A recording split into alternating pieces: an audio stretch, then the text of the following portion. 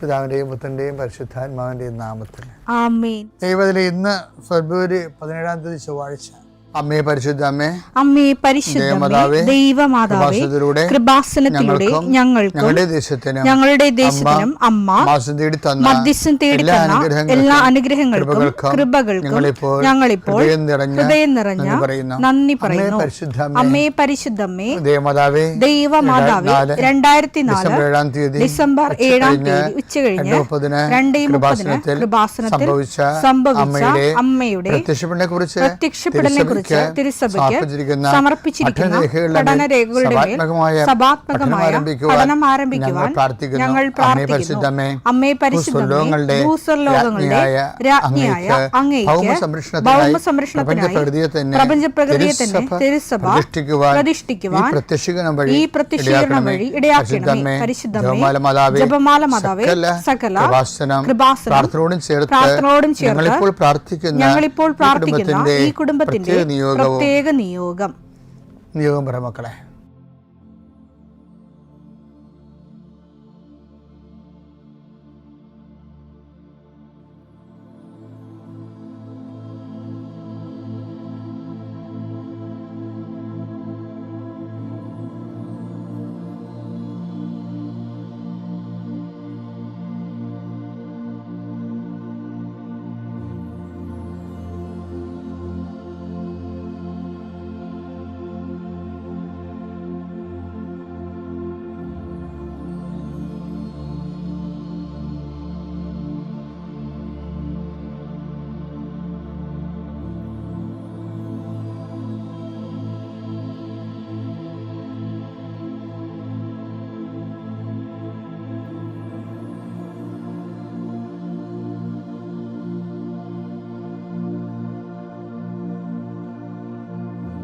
അമ്മയുടെ പ്രത്യക്ഷീകരണത്തിന്റെ ഈ അനുഗ്രഹവേളയിൽ ഞങ്ങൾക്ക് സാധിച്ചു തരുവാൻ കനിയണമേ. ആമേൻ. വിശ്വാസ പ്രമാണം.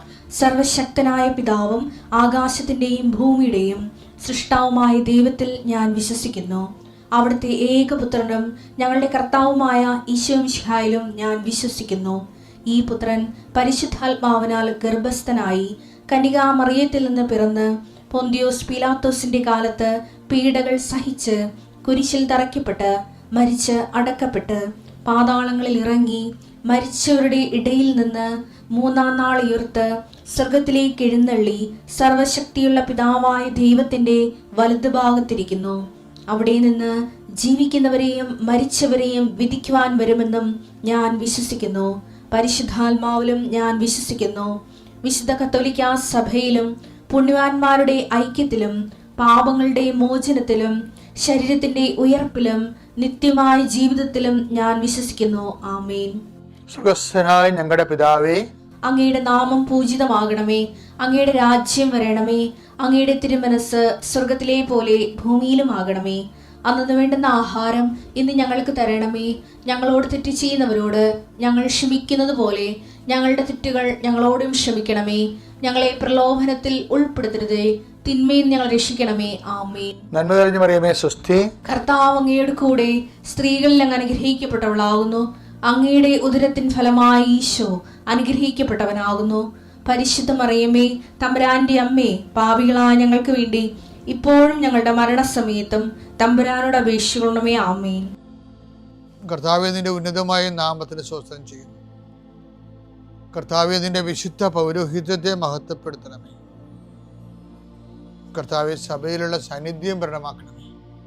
40 വർഷം ഞാൻ അർപ്പിച്ച കുർബാനയുടെ യോഗ്യതയാൽ കൃപാസ്ഥാനത്താറെ ജീവനോടെ പ്രത്യക്ഷപ്പെട്ട മാതാവിൻ്റെ പ്രത്യക്ഷീകരണത്തിൻ്റെ യോഗ്യതയാൽ അൾത്താരയിൽ നടന്ന 10,000 ആരാധന ശക്തിയാൽ ദൈവവേദനെ നിന്നെയും നിന്റെ കുടുംബത്തെയും ഈശോ നാമത്തെ ആശീർവദിക്കുന്നു. ഇന്ന് നിന്റെ ജീവിതം അഭിമുഖീകരിക്കുന്ന എല്ലാ വിഷയങ്ങളും, നീ കണ്ടുമുട്ടുന്ന വ്യക്തികൾ, നീ ഭയക്കുന്ന വിഷയങ്ങൾ, ഇന്റർവ്യൂകൾ, ടെസ്റ്റുകൾ, യാത്ര ചെയ്തെത്തുന്ന ഇടങ്ങൾ, നിന്റെ ജോലിപ്പാടുകൾ, ശുശ്രൂഷ ഇടങ്ങൾ കർത്താവിൻ്റെ നാമത്തെ അനുഗ്രഹിക്കപ്പെടട്ടെ. സഞ്ചാരി മാതാവ്, സമയത്തിൻ്റെ അധികാരി, നിന്റെ ഉടമ്പടി വഴികളിലൂടെ നിന്നെ വേർപിരിയാതെ നിനക്ക് വേണ്ടി വാദിച്ചും നിന്നെ സപ്പോർട്ട് ചെയ്തും നിനക്ക് വേണ്ടി നീ ചെയ്യാനുള്ള ജോലി ഏറ്റെടുത്തും നിന്നെ സന്ധിക്കട്ടെ ദൈവവേദലെ. പിതാപുത്രനും പരിശുദ്ധാത്മാശ്രേഷ്ഠ നീക്കുവാമേ.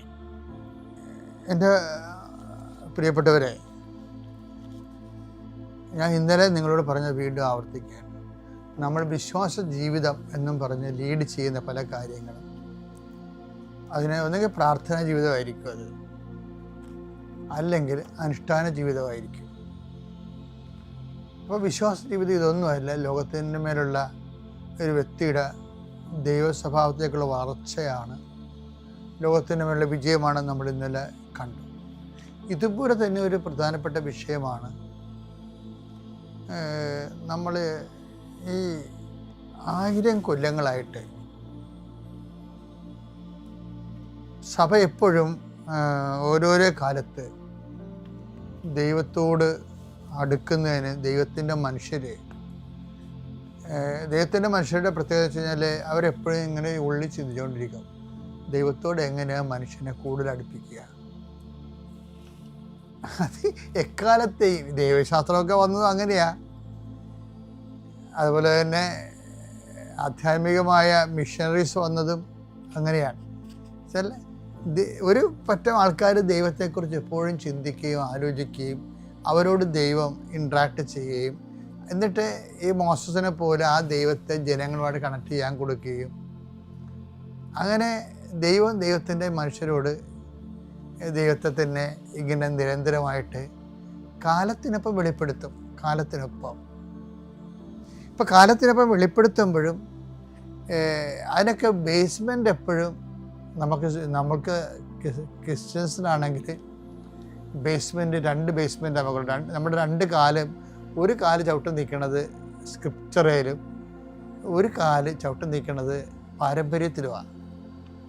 2 കാലം നമ്മൾ ചവിട്ടി, അതായത് ഒരേ സമയം തന്നെ എഴുതപ്പെട്ട ബൈബിളും എഴുതപ്പെടാത്ത ബൈബിളും, എല്ലാം ബൈബിളാണ്. പാരമ്പര്യം എന്ന് പറയുന്നത് ബൈബിളാണ്. അപ്പം ഈ എഴുതപ്പെടാത്ത ബൈബിള് ആണ് നമുക്ക് വിശിഷ്ട പാരമ്പര്യമായിട്ട് പകർന്നു കിട്ടിക്കണം. അതിങ്ങനെ പകർച്ച അപ്പോസ്തലിക സഭയ്ക്ക് മാത്രമേ അതുള്ളൂ. കാര്യം അപ്പോസ്തലന്മാർ പകർന്നു കിട്ടിയതാണ്.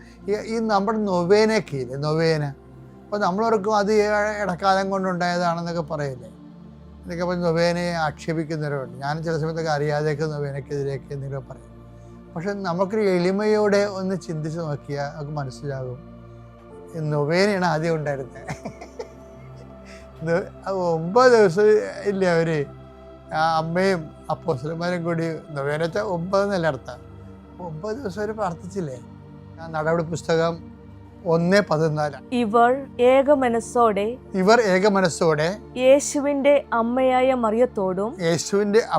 മറിയത്തോടും മറ്റ് സ്ത്രീകളോടും അവന്റെ സഹോദരോടുമൊപ്പം പ്രാർത്ഥനയിൽ മുഴുകിയിരുന്നു. ആ 9 ദിവസം അവർ പ്രത്യേക പർപ്പസിന് വേണ്ടി പരിശുദ്ധാത്മാവ് നിറഞ്ഞ് അമ്മയും അപ്പോസ്തലന്മാരോട് പ്രാർത്ഥിച്ചു. അതാണ് നൊവേനയുടെയൊക്കെ തുടക്കം എന്ന് പറയുന്നത്. പിന്നെ ഒരു മിഡിൽ ഏജസൊക്കെ എപ്പോഴും AD 1200 കാലഘട്ടങ്ങളൊക്കെ ഒരു മിഡിൽ ഏജസ്, മധ്യകാലം. അപ്പോൾ ഡൊമിനിക്കൻസും പിന്നീട് ഈ മോഡേൺ കാലം വന്നപ്പോൾ ജസ്യൂട്ടുകളും അവർ മാതാവിൻ്റെ അപ്പാരിഷനുമായിട്ട് ബന്ധപ്പെട്ട് കുറേ അപ്പാരിഷൻ സംഭവിച്ചില്ലേ സഭയിൽ. ഇപ്പോൾ ലൂർദ് ഫാത്തിമയ്ക്ക് മുമ്പ് തന്നെ എത്രയോ അപ്പാരിഷൻസ് ഉണ്ട്. ആദ്യത്തെ അപ്പാരിഷൻ യാക്കോബ്സിലേക്ക് നൽകിയതാണ്. ആദ്യത്തെ അപ്പാരിഷൻ AD 120 മറ്റേ ഉള്ളതാണ്. അപ്പോൾ മരീൻ അപ്പാരിഷൻസ് സഭക്ക് അപ്പാരിഷൻ മനസ്സിലായി. അപ്പാരിഷനിലൂടെ മാതാവിൻ്റെ പ്രത്യക്ഷീകരണങ്ങൾ സഭയിൽ സത്യമാണെന്ന് മനസ്സിലാക്കി കഴിഞ്ഞപ്പോൾ ആ പ്രത്യക്ഷീകരണത്തെ അടിസ്ഥാനപ്പെടുത്തിക്കൊണ്ട് ഡൊമിനിക്കൻ അച്ഛന്മാരും ജസ്യൂട്ട് അച്ഛന്മാരും നൊവേനകൾ രൂപപ്പെടുത്തിയെടുത്തത്. അപ്പം ആ ഒരു കാലഘട്ടമുണ്ട്. അപ്പോൾ പക്ഷെ നൊവേനയ്ക്ക് അപ്പോൾ 2000 കൊല്ലത്തെ പാരമ്പര്യം ഉണ്ടെങ്കിലും പിന്നെ ഒരു പ്രെയർ ഫോം എന്ന രീതിയിൽ ഒരു 10, 700, 800 കൊല്ലത്തെ പാരമ്പര്യമാണ് നൊവേനയ്ക്കൊക്കെ ഉള്ളത്. പിന്നീട് 12-ാം നൂറ്റാണ്ടിൽ തന്നെ വന്നപ്പോൾ തന്നെ 16 നൂറ്റാണ്ടൊക്കെ വന്നപ്പോൾ ജപമാല വന്നേ. അപ്പോൾ ജപമാല പിന്നെ വ്യാപകമായ രീതിയിൽ പ്രചരിച്ചു. പിന്നെ ജപമാലയുടെ ഒക്കെ ഒരു കാലഘട്ടം കഴിഞ്ഞപ്പോൾ ഇപ്പം കേരള സഭയിലാണെങ്കിൽ 1653 കൂനംകുരിശ് സത്യത്തിന് ശേഷം പിന്നീട് ഈ സഭയിൽ നിന്ന് പിരിഞ്ഞു പോയ സഹോദരങ്ങളെ പുനരയിക്കപ്പെടാൻ സെബസ്ത്യാൻ പാതിരി വരുന്നുണ്ട്. സെബസ്ത്യാൻ പാതിരി ഇറ്റാലിയൻ മിഷണറിയാണ്. പക്ഷെ അപ്പോൾ ഡച്ചുകാർ വരികയും അദ്ദേഹത്തിന് എമർജൻസി ആയിട്ട് പോവുകയും ചെയ്യേണ്ടി വന്നു. പക്ഷെ അപ്പോഴേ സെബസ്ത്യാൻ പാതിരി ഇവിടെ വന്നിട്ട് ഈ ഒരു കാർമലൈറ്റ്സ് വിക്കാരിയത്ത് റോം അദ്ദേഹത്തിന് പ്രൊപ്പഗാന്ത മിഷൻ്റെ ഭാഗമായിട്ട് ഇവിടെ സ്ഥാപിച്ചു. ഇവിടുത്തെ സഭകളെല്ലാം റോമിനോട് ബന്ധപ്പെട്ടിരിക്കുന്ന എല്ലാ സഭകളും വരാപ്പുഴ വികാരിയാത്തിൻ്റെ ഭാഗമായി വന്നു. പിന്നെ നമ്മളെ നയിച്ചതും ഭരിച്ചതും എല്ലാം കാർമലൈറ്റ് സ്പിരിച്വാലിറ്റിയാണ്. ഇപ്പം ഞങ്ങൾക്കിവിടെ ആലപ്പുഴ കാർമലൈറ്റ് സ്പിരിച്വാലിറ്റി ഇവിടെ പ്രബലമാകുന്നതിന് മുമ്പ് തന്നെ ജെസ്യൂട്ട് സ്പിരിച്വാലിറ്റിയാണ് ഇവിടെ ഫോം ചെയ്ത് വന്നത്, അർത്തങ്കൽ ബേസ് ചെയ്ത്. അപ്പം അത് ഡച്ചുകാരുടെ കാലമാകുമ്പോഴാണ് അവർ തിരിച്ചു പോകേണ്ടി വരണത്. പിന്നീട് നമുക്ക് കാർമലൈറ്റ് സ്പിരിച്വാലിറ്റി വരണത്. കാർമലൈറ്റ് സ്പിരിച്വാലിറ്റിയിലൂടെയാണ് നമുക്ക് സ്കാപ്പുലറും ബന്ധിഞ്ഞ ആ ജപമാല മാതൃഭക്തി ശരിക്കും കേരള സഭയുടെ അടിസ്ഥാന ഘടകമാകണം. അങ്ങനെയാണ് അത് സീറോ മലബാർ ആർക്കി എപ്പാർക്കിയൊക്കെ തുടങ്ങുന്നില്ലേ, തുടങ്ങുന്നത് 923. ആ ഒരു കാലഘട്ടം വരെ സഭയിൽ ആകമാനം കാർമലൈറ്റ് സ്പിരിച്വാലിറ്റിയാണ് വർക്കൗട്ട് ചെയ്യണത്. അതിനകത്ത് ബ്രീവരി ഉണ്ടാവും, കാരുണ്യ നമസ്കാരം ഉണ്ടാവും, അതുപോലെ തന്നെ ജപമാല ഉണ്ടാവും. പിന്നെ ഇറ്റാലിയനിൽ രൂപപ്പെട്ട് വന്ന 40 മണി ആരാധന 1829 മുതൽ ചാവറച്ചൻ്റെ 1870-75 വരെയുള്ള കാലഘട്ടങ്ങളിലെല്ലാം 40 മണി ആരാധനക്ക് ഭയങ്കരമായ ഒരു അനുഭവങ്ങൾ കേരള സഭയിലുണ്ടായി. അപ്പോൾ ഈ 40 മണി ആരാധന, ജപമാല, നൊവേന, ഇങ്ങനെയുള്ള ഓരോ കാര്യങ്ങൾ ഞാൻ പറയണില്ലേ. അതിനുശേഷം പിന്നീട് നമുക്ക് കാണുന്നത് കരിസ്മാറ്റിക് നവീകരണം. ഒരു 75 രൂപ വന്നതാണ്. 75 രൂപ കരിസ്മാറ്റിക് നവീകരണത്തിൻ്റെ പീക്ക് ടൈം എന്ന് പറയുന്നത് 2015 ഏറെക്കുറെ 2015.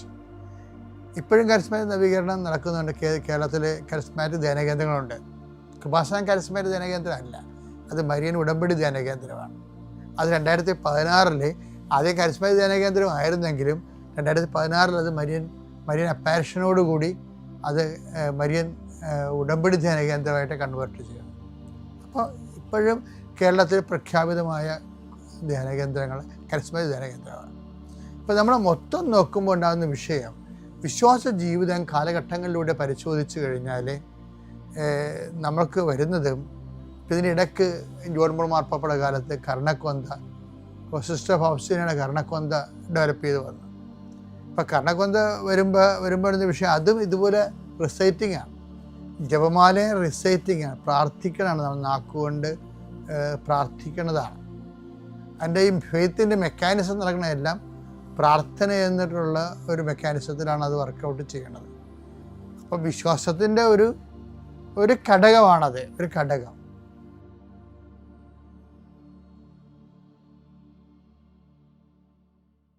അത്യപൂർവ ദൈവാനുഭവങ്ങൾ ഇനി നിങ്ങൾക്കും സ്വന്തം. ഈ യൂട്യൂബ് ചാനൽ ഇതുവരെ സബ്സ്ക്രൈബ് ചെയ്തിട്ടില്ലെങ്കിൽ ഇപ്പോൾ തന്നെ സബ്സ്ക്രൈബ് ചെയ്യുക. ഈ വീഡിയോ ഇപ്പോൾ തന്നെ നിങ്ങളുടെ സുഹൃത്തുക്കൾക്ക് ഷെയർ ചെയ്തുകൊണ്ട് കർത്താവിൻ്റെ പ്രേക്ഷിതരാകുക.